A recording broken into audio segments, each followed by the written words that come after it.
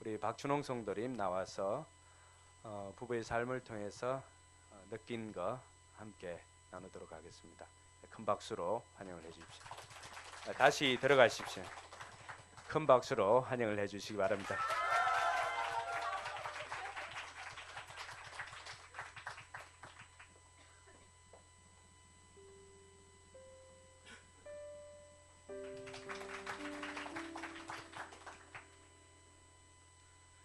안녕하세요.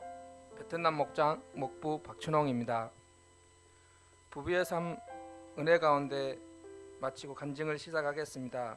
부부의 삶 공부는 2017년 7월 2일 목사님의 초대를 받아 근사한 저녁 식사를 시작으로 마지막 12월 17일 강화로 가는 신혼여행을 마지막으로 삶 공부를 마쳤습니다.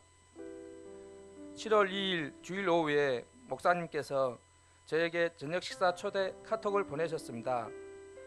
저는 앞으로 일어날 일을 상상도 하지 못한 채 초대에 응했고 아주 맛있는 식사를 배불리 먹고 숨을 돌리고 있을 찰나에 본격적인 부부의 삶 공부에 대한 얘기가 시작되었습니다. 약간은 어리둥절한 상태였지만 이 상황을 깨닫고 받아들임으로 부부의 삶 일기생이 되었습니다. 부부의 삶은 하나님과 대화, 부부간의 대화와 사랑과 용서, 그리고 섬김, 아름다운 결혼 생활을 할 수 있는 성경적인 방법들을 배움으로 부부간의 사랑이 더욱 돈독해지는 계기가 되며 부부의 삶 공부는 모든 부부에게 추천할 만하며 이 공부를 통해서 많은 것을 깨닫고 배워 익혔습니다. 부부의 삶을 통해서 우리 부부가 변화될 삶은 첫 번째로 서로의 마음을 알아가는 계기가 되었습니다. 부부라고는 하지만 어찌 다른 이의 마음을 알 수 있겠습니까? 꼭 말하지 않아도 표현하지 않아도 서로의 마음을 다 알 거라고 생각했는데 그것이 아니었습니다. 내가 아내를 사랑하는데 그걸 꼭 표현해야만 하는 것이냐는 생각에도 변화를 주었습니다. 사랑은 표현하는 것이었습니다. 수고하는 아내에게 수고했다 말하지 않아도 아내가 내 마음을 알 거라고 생각했지만 아내는 수고했어 이 한마디에서 모든 수고가 덜어진다는 것을 알았습니다.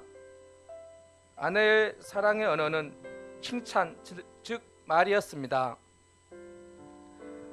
앞으로는 사랑의 언어와 사랑의 표현으로 아내를 마음껏 사랑하겠습니다. 두 번째로는 대화하는 법을 배웠습니다. 임하고 대화법이라고 들어보셨는지요? 나는으로 시작하는 대화는 내 감정과 내 마음의 상태를 정확히 상대방에게 전달하는 대화법입니다. 부부간에 서로 다툼이 있을 때 감정을 억제하기 위해 침묵하는 것이 최선의 방법이라고 생각했는데 침묵은 오히려 잠재적인 감정 폭발을 일으키는 것 같습니다. 그때 임하고 대화법으로 내 감정 상태를 그리고 상대방에게 어떤 것이 서운했는지 내가 무엇을 원하는지를 정확히 얘기함으로 서로 갈등이 해소된다는 것을 알았습니다. 우리 부부는 부부의 삶 이후 감정 대립이 거의 없어서 임하고 대화법을 효율적으로 사용해 볼 수 있는 계기가 없어서 아쉽습니다. 하지만 임하고 대화법은 일상생활에서 소소한 의견 충돌에서도 사용해 볼 수 있는 좋은 대화법인 것 같습니다. 궁금하시면 부부의 삶을 신청하셔서 배워보시기 바랍니다. 세 번째로는 과제를 완수하기 위해 의지적인 행동들이었습니다. 우리가 더운 여름날에 땀이 가득 찬 두 손을 꼭 붙잡고 우장산을 산책했던 일이며 칭찬을 해야 하는데 칭찬거리가 없어서 하루 종일 상대방을 관찰하며 칭찬거리를 찾았던 일이며 상대방이 원하는 일을 해주기 위해서는 서로 의견이 다르기도 했습니다. 저는 아내가 원한다고 생각했지만 때로는 아내가 원하는 것이 아니기도 했으며 원하는 것을 해주었지만 아내는 당연한 일이라고 말하기도 해서 저를 당황하게 하기도 했습니다. 이렇게 우리는 같은 것 같으면서도 서로 다르기도 했습니다. 네 번째로는 내가 알지 못했던 아내의 본심을 알게 된 것이고, 다음은 잊고 지냈던 지난 날들의 해상이었습니다. 잊고 지냈던 지난 날들과 또 내가 알지 못했던 이야기들을 하면서 오래간만에 즐거운 대화를 나눌 수 있었고, 우리는 서로 남이 만나서 남남이 사는 것이 아니라 하나님이 서로를 부부 즉 돕는 벽불로 묶어주셨다는 것을 깨달았습니다. 부부는 한 몸이며 서로 돕는 보필로 지으셨으며 뼈 중에 뼈요 살 중에 살이라고 하셨습니다. 마지막으로 모든 부부들에게 이 말씀을 드리면서 간증을 마치겠습니다. 아내는 남편을 주님처럼 섬겨야 하며 남편은 아내를 목숨처럼 사랑하십시오. 감사합니다.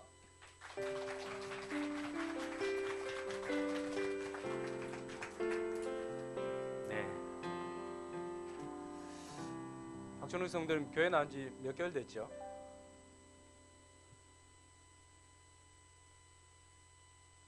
6개월 정도? 감사합니다. 저보다 설교를 더 잘한 것 같아요.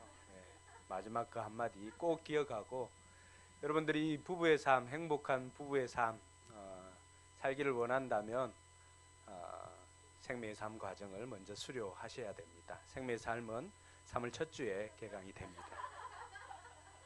예비 부부의 삶도 마찬가지입니다. 예비 부부의 삶을 듣고 싶다면 누구에게나 오픈되어 있는데 생명의 삶을 수강을 해야 합니다. 생명의 삶은 3월 첫 주에 개강을 합니다. 네, 이번에는 우리 교회 처음 오셔서 이제 오늘 세례를 받는 우리 강수민 자매님 나와서 세례 간증을 하도록 하겠습니다. 우리 박수로.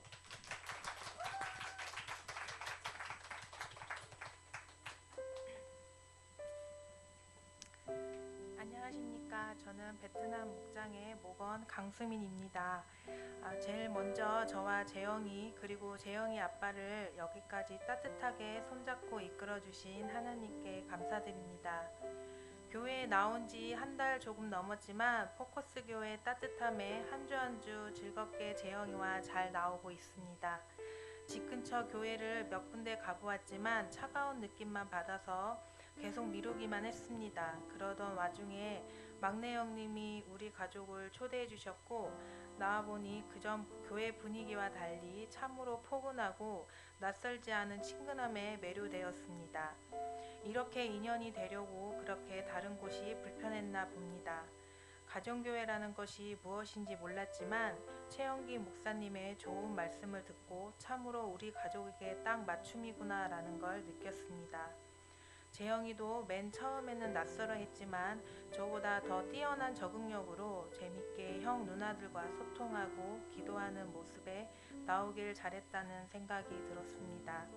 저는 결혼 전이나 후에도 무교라서 하나님과 교회에 그리 관심이 많지 않았습니다. 그치만 하나뿐인 우리 아들 재영이가 언어 쪽으로 문제가 있고 성격이 예민해서 사회성도 부족한 것 같아 어찌해야 고민하던 중 막내 형님께서 교회에 나와봄이 어떨런지 넌지시 말씀하셨고 낯선 교회보단 형님과 사촌형 정훈이 형이 있는 포커스 교회에 일단 나가보자라고 결정한 것이 참으로 재영이에게 도움이 많이 되고 있는 것 같아 마음이 놓였습니다. 물론 저 또한 일주일에 한 번씩 하나님과의 만남이 처음엔 귀찮고 마음에 와닿지 않았지만 계속 나와보니 마음이 편안해지고 목사님의 말씀을 매주 들으니 내가 생각한 것이 아직 많이 서툴구나, 너무 나만 생각했구나 라는 생각이 들었습니다. 재영이를 앞세워 왔지만 저만의 공부를 시작하게 된 것 같아 약간 들뜬 마음이 들었습니다. 베트남 목장 모임 또한 3번밖에 나가진 않았지만 가족처럼 대해주시는 목원님들께 무한 감동을 느꼈고 배울 게 무척이나 많겠구나 라는 걸 느꼈습니다. 앞으로도 많은 가르침 부탁드리겠습니다. 어제 저는 세례교육을 목사님께 받았습니다. 1시간 40분이 흘렀다는 걸 알고 정말 놀랐습니다. 그렇게 시간이 가는지 모르고 하나님의 얘기를 들었습니다. 집중이 굉장히 많이 되어 그동안 궁금한 것들이 해소되는 것 같아 뒤통수가 띵하는 느낌이 들었습니다. 제가 믿으려고 하는 하나님께 얕은 오해들과 스쳐 지나들었던 얘기들이 사실이 아닌 걸 알고 부끄러워졌습니다. 저에겐 소중한 시간이 되어 기분이 깃털처럼 가벼워 오랜만에 느끼는 설렘이었습니다. 앞으로 성경책을 항상 가까이 하여 하나님의 말씀을 읽어야겠습니다. 재영이도 아직 잘 모르겠지만 어른이 앞서 행동으로 보여주면 잘 따르리라 생각됩니다. 제가 열심히 기도를 하고 성경책을 가까이 하면 재영이 또한 하나님의 말씀에 귀를 기울이는 어린이가 될 거라 믿어 의심치 않습니다. 세례를 오늘 받게 돼서 하나님께 한 걸음 더 가까이 갈 수 있어서 오늘 참으로 기쁩니다. 하나님의 자식으로서 오늘을 영원히 기억하고 믿음의 열매가 더 단단해지도록 노력하겠습니다. 아직 여기에 나온 지 얼마 되지 않아서 기도를 드리는 것과 하나님을 만나는 것이 서투고 부족하지만 하나님은 아실 거라 믿습니다. 제가 천천히 다가가도 느리게 가더라도 하나님께 갈 거라고 믿으실 거라 생각하여 성경 공부도 시작하고 기도를 시작하려 합니다. 항상 말만 앞서는 저인데 이번 간증을 통하여 꼭 실천하는 제가 되길 바라봅니다. 감사합니다.